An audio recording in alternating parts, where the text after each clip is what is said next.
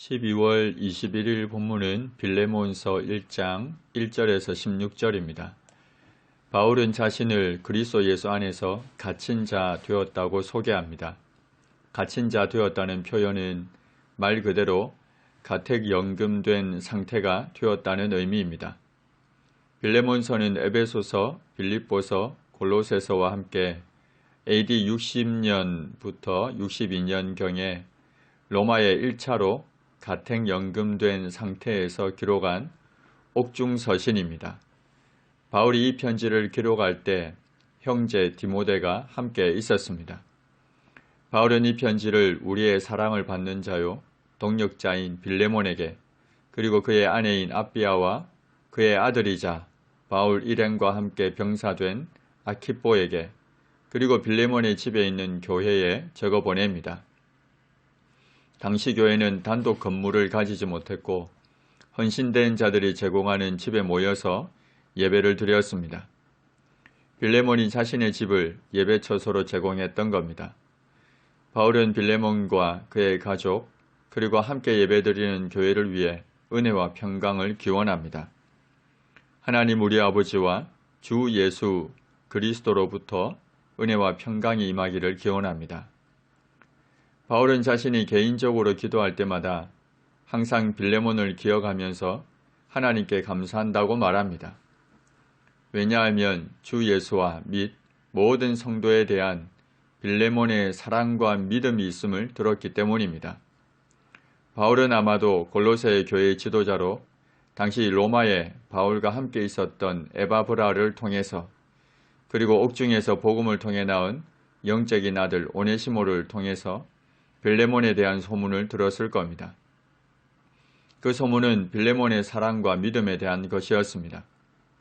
주 예수와 및 모든 성도를 위해 자신의 집을 예배 처소로 내어줄 뿐만 아니라 당시 지진으로 어려움을 겪었던 많은 형제들을 위해 물질을 내어주었던 소문을 들었던 겁니다. 은혜와 진리의 말씀을 나누는 것만이 아니라 물질을 함께 나누는 빌레몬의 믿음의 교제가 바울 일행 가운데 있는 선을 깨달아 그리스도께 이르도록 역사하고 있었던 겁니다. 바울은 빌레몬을 향해 형제라 부르며 성도들의 마음이 너로 말미암아 평안함을 얻었으니 이것으로 인해 내가 많은 기쁨과 위로를 받았다며 감사를 전합니다. 바울은 교회의 영적 지도자로서 그리스도 안에서 아주 담대하게 빌레몬에게 마땅한 일로 명할 수도 있습니다. 그러나 도리어 사랑으로서 간구합니다. 간청합니다.